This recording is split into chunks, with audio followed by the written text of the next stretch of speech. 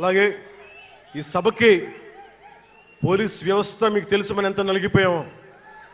గత 5 ఏళ్లలో మనం ఎంత నలిగిపోయామో మీకు తెలుసు. ఎన్ని ఇబ్బందులు పాలు చేశారో తెలుసు.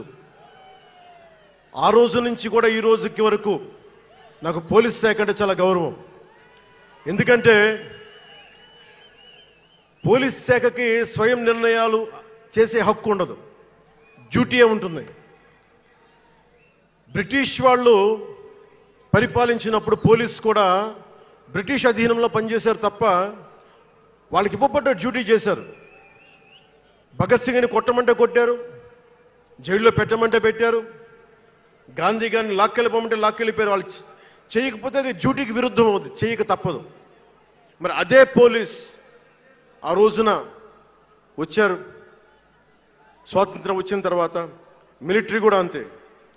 అందుకనే నాకు పోలీస్ శాఖ మీద ఎప్పుడు వ్యక్తిగతంగా కోపం ఉండదు, ఏదో కొద్దిమంది వ్యక్తులు ఎక్కువ చేస్తే తప్ప.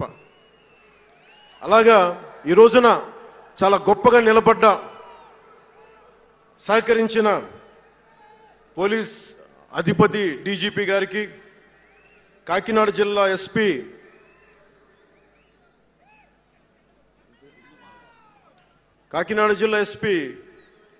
బిందు మాధవ్ గారికి, కలెక్టర్ శ్రీ షణ్మోహన్ గారికి, రెవెన్యూ అధికారులకు, ఇతర పోలీస్ అధికారులకు, మున్సిపల్ అధికారులకు, బందోబస్తు డ్యూటీకి వచ్చి అన్ని జిల్లాల నుంచి వచ్చిన నలిగిపోయి ఎండలో ఉన్న నా కానిస్టేబుల్ సోదరులకు, ప్రతి ఒక్కరికి పేరు పేరున నా హృదయపూర్వక ధన్యవాదాలు, హృదయపూర్వక కృతజ్ఞతలు.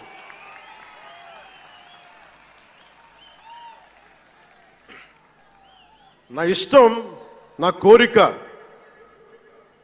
ఎప్పుడూ సగటు మనిషిగా ఉండటమే. తన పని తను చేసుకుంటూ ఉండటం, ఎవరి జోలికి వెళ్లకుండా ఉండటం, బతికేయడం, తన కుటుంబం వరకు జీవితాన్ని కుదించడం, సగటు మధ్యతరగతి మనిషిగా బతకాలనేది నా కోరిక చిన్నప్పటి నుంచి. మా నాన్న కోరిక ఏంటంటే, నేను ఇంటర్ చదువుతున్నప్పుడు, అరే నేను డిగ్రీ చదవలేకపోయి, నువ్వు డిగ్రీ చదివి కనీసం నువ్వు ఎస్ఐగా సెలెక్ట్ అయితే నువ్వు కనీసం డిఎస్పీ కంటే కొంచెం పై ర్యాంక్లో నువ్వు రిటైర్ అవుతారు అని చెప్పాడు మా నాన్న. దురదృష్టవశాత్తు నేను డిగ్రీ చేయలేకపోయా. కానీ నేను అంటే నాకు అంతకుమించి కోరికలు లేవు, అది చెప్పడానికి నా ఉద్దేశం. చాలా చిన్న జీవితాలు మాయి. మా అన్నయ్య గారు ఏదో పొరపాటు యాక్టర్ అయిపోయారు తప్ప నాకు రావాలి నేను ఎప్పుడు అనుకోలే. అదే నెల్లూరులో, అదే ఫతేఖాన్పేటలో చిన్న ఇంట్లో ఇంకొక మామిడి మొక్క ఉంటే బాగుంటుంది అనుకున్న కోరిక తప్ప కోట్లు సంపాదించాలి, పేరు రావాలని ఎప్పుడు ఆశించాల. సో నన్ను ఎలా పెంచారు మా ఇంట్లో అంటే మీరు ఆశ్చర్యపోతారు. మొన్న నా friend Anand Sai TTD board సభ్యుడిగా నియమితులయ్యారు. అతను చెప్తా ఉన్నాను నాకు ఈ మధ్యన, నన్ను ఎలా పెంచారంటే మా ఇంట్లో అతని ఆనంద్ సాయి మాటల్లో, చిన్న తంబి అని తమిళ సినిమా ఉంటుంది, మన తెలుగులో చంటి అని సినిమా తీశారు. చిన్న తంబి కదా అవునా? అందులో హీరోయిన్ ఎలా పెంచుతారు ఇంట్లో నుంచి బయటికి వెళ్లకుండా, చంటిలో హీరోయిన్ మీనాని ఎలా పెంచారు ఇంట్లో నుంచి బయటికి వెళ్లకుండా, మా ఇంట్లో నన్ను అలా పెంచారు. వీడి బయటికి వెళ్తే ఏమైపోతాడో, సున్నితమైన వ్యక్తి, వీడికి ఆస్తమా ఉంది, వీడికి ఇలాంటి పరిస్థితుల్లో నన్ను ఇంట్లో నుంచి కదలనివ్వకుండా, ఎక్కడికి వెళ్ళనివ్వకుండా, ఎక్కడికన్నా బయటికి వెళ్తే పంపించారు. ఒకరోజు చెన్నైలో నేను అన్నానగర్లో కంప్యూటర్ ప్రోగ్రామింగ్ కోర్స్ చేసేవాడిని 1 సంవత్సరం పాటు. ఆ ప్రోగ్రామ్ ఫైనల్ చేసే పరిస్థితుల్లో టైం 10:30 అయింది, 10:30 రాత్రి. ఇంటికి వెళ్ళడం గంట లేట్ అయింది. అంటే మనం సాయంత్రం 6 గంటలకల్లా వెళ్ళిపోవాలి. ఆ రోజు 10:30కి వెళ్తే చెప్పా పెట్టకుండా, అంటే మన కొంచెం లేట్ అయింది ఎగ్జామ్స్ వల్ల.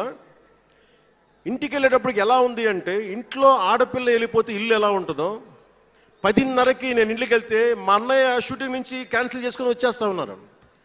మా వదిన ఇంట్లో హాల్లో ఉంది, మా నాగబాబు వీధి బయట తిరుగుతూ ఉన్నాడు. మొత్తం అందరూ ఏమైపోయాడు, ఎక్కడికి ఏమైపోయాడని. నేను ఎగ్జామ్ రాసి వస్తున్నాను, బస్సులు దొరకలేదు, నాకు 2 బస్సులు మారి రావాలని చెప్పాను. నాకు కార్లు లేవు ఆ టైంలో. అంటే అలాంటి నన్ను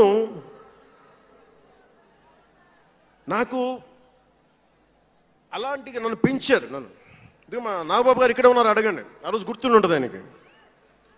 అలాంటి నన్ను పాలిటిక్స్ చేస్తానని కానీ, సినిమాల్లోకి వస్తానని కానీ ఎవరు ఊహించలే. ఎందుకంటే నేనే ఊహించలే. పోనీ 18 ఏళ్ల వయసులోనో 20 ఏళ్ల వయసులోనో 10:30కి లేటుగా వచ్చామంటే ఒక అర్థం ఉంటుంది. అక్కడమ్మాయి ఇక్కడ అబ్బాయి, గోకులంలో సీత, సుస్వాగతం, తొలి ప్రేమ చేస్తున్న సమయంలో, మేబీ తొలి ప్రేమ ముందు అటో ఇటో, సంగీత్ థియేటర్లో, హైదరాబాద్ సంగీత్ థియేటర్లో క్లింట్ ఈస్ట్వుడ్ నాకు ఇష్టమైన హీరో, అతను సినిమాకి వెళ్ళా. బ్రిడ్జెస్ ఆఫ్ మాడిసన్ కౌంటీ అని ఒక ఇంగ్లీష్ నవల్ ఆధారంగా తీశారు. అది నాకు ఇస్తుంది ఆ నవల్. సో ఎలా తీశారని చెప్పి నేను షూటింగ్ రిలీజ్ కూడా అయిపోయినట్టుంది తొలి ప్రేమ. నేను నా ఫ్రెండ్ ఆనంద్ సాయిని, హరీష్ పాయిని, ఇంకో 2-3తోటి సెకండ్ షోకి వెళ్ళా. సెకండ్ షోకి వెళ్ళి ఇంటికి వస్తే కింద మా నాన్న, ఇంట్లో పైన రూమ్లో పడుకోవాల్సిన మా నాన్న కింద కుర్చీ వేసుకొని ఓ నీల్ కమల్ చైర్ వేసుకొని నా కోసం వెయిట్ చేస్తా ఉన్నాడు. ఎక్కడికి రా వెళ్ళామని. షూటింగ్ అన్నాడు. షూటింగ్ అన్నాడు, సినిమాకి వెళ్ళానంటే ఆయన ఎట్లా తిట్టాడంటే నన్ను, నేను చాలా తప్పుడు పనులు చేసేస్తున్నట్టుగా, ఏదో బార్లో కూర్చొని తాగేసినట్టుగా. నేను అప్పటికి కొంచెం గుండె ధైర్యం తెచ్చుకొని చెప్పాను. మా నాన్న అంటే పోయి చిన్నప్పుడు చాలా కొట్టేవాడు మా నాన్న మమ్మల్ని.